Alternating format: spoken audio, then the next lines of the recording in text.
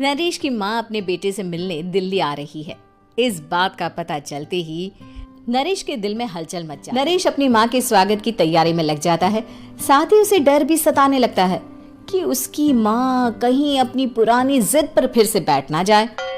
हे भगवान, इस बार बचा लो, अगले साल पक्का माँ की जिद पूरी। तभी दरवाजे की घंटी बजती है। नरेश दरवाजा खोलता है तो सामने अपने मकान मालिक को देखकर हैरान हो जाता है, क्योंकि उनके साथ एक सुंदर सी लड़की भी थी। नमस्ते अंकल, कुछ काम था, मुझे बुला लेते।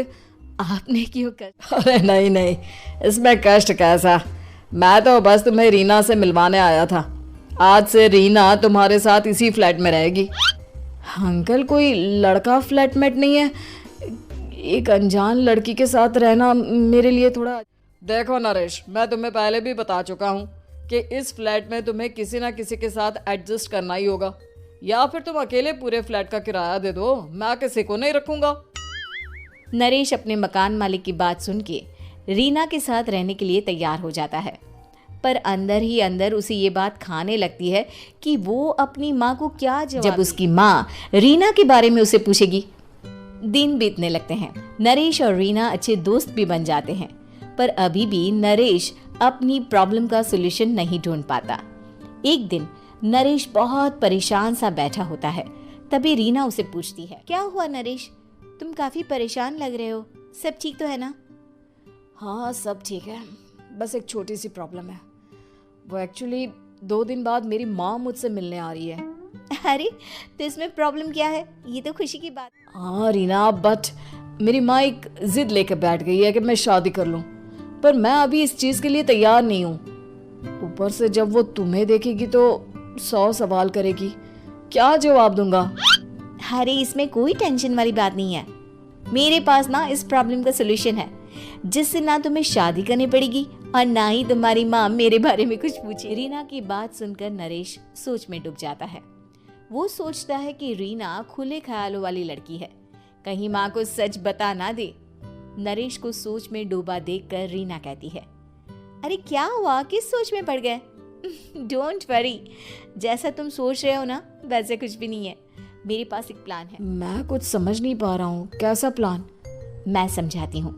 हम ना एक कॉन्ट्रैक्ट मैरिज कर लेते हैं। फिलहाल मेरे पास जॉब नहीं है, तो तुम इस रूम का किराया दे देना जब तक तुम्हारी माँ यहाँ रहेंगी, सिर्फ तब तक।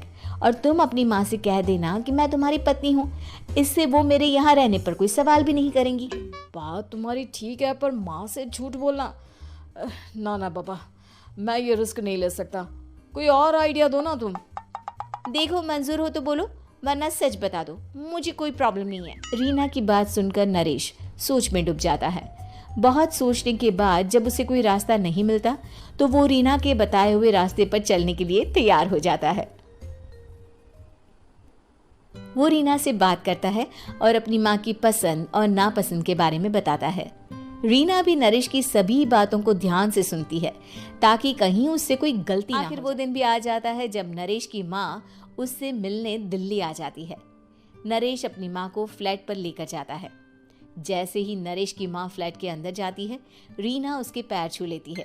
ये देखकर नरेश की माँ थोड़ी घबरा जाती है और नरेश से पूछती है, अरे बेटा नरेश, ये कौन है? माँ, ये आपकी बहू रीना है। माफ़ी चाहता हूँ, सब कुछ इतनी जल्दी में हुआ कि आपको बता ही नहीं पाया, इसलिए सोचा कि क्यों ना आपको सरप्राइज दिया जाए। अरे बेटा, मैं तो बस तेरा घर बसा हुआ देखना चाहती थी। हाँ, बहुत अरमान थे अपनी इकलौते बेटी की शादी को लेकर, लेकिन कोई बात नहीं, शायद किस्मत को यही मंजूर होगा। ये कहते ही नरेश की माँ रीना को गले लगा लेती है। रीना बेटिया, मेरा बेटा ना थोड़ा नादान है, पर तुम काफी समझदार लगती हो और मैं जानती हूँ कि तुम इसका बहुत अच्छे से ध्यान रखोगी। माँ आप चिंता मत कीजिए, मैं सब संभाल लूंगी। नरेश की माँ अपने बहू और बेटे के साथ खुशी खुशी रहने लगती है। दिन बीतने लगते हैं। नरेश की माँ और रीना का रिश्ता बहुत मजबूत होता चला जाता है। वो दोनों सारा दिन एक साथ रहती और खूब इधर साथ रहते रहते नरेश और रीना भी एक दूसरे से प्यार करने लगते हैं। दोनों को इस बात का एहसास हो जाता है, फिर भी वो इस बात को छुपा कर ही रखते हैं। एक दिन नरेश की माँ और रीना शादी के बारे में बात करने लगते हैं।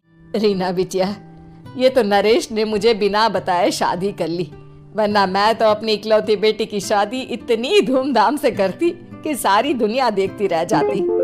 अच्छा माँ, आप ऐसा भी क्या करती नरेश और मेरी शादी में जो दुनिया देखती रह जाती। अरे बिटिया, एक माँ के अरमान तुम अभी नहीं समझोगी।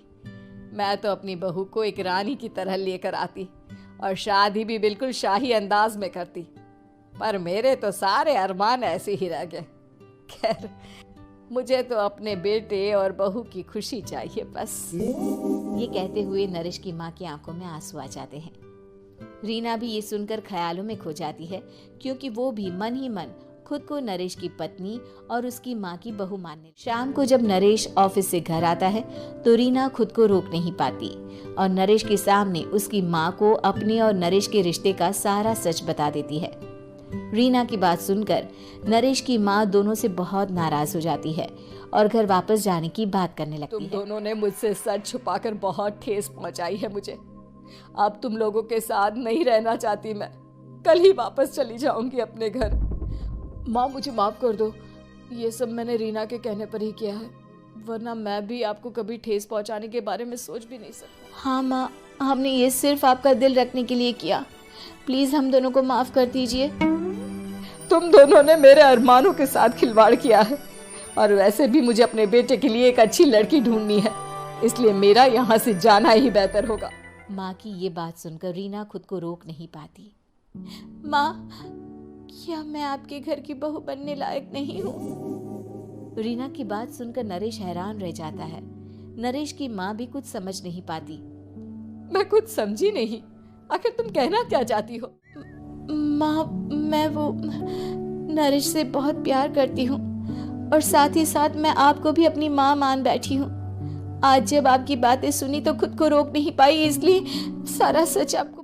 रीना की बात सुनकर नरेश की माँ की आंखों में आंसू आ जाते हैं और वो अपने बेटे नरेश और रीना को गले लगा लेती है। मेरे घर की बहू तो सिर्फ रीना बिटिया ही बनेगी। मैं आज ही तुम दोनों की शादी की तारीख निकलवा दूंगी, बस एक बार तुम्हारे घर वाले। उसी दिन रीना के माता पिता भी उनके फ्लैट पर आ जाते हैं। दोनों परिवार आपस में बैठकर बातें करते हैं और शादी के लिए राजी हो जाते हैं। रीना भी कॉन्ट्रैक्ट फाड़ देती है और कहती है, सही मायने में मैं अब बहू बनूंगी, अब तक तो सिर्फ कॉन्ट्रैक्ट वाली बहू थी।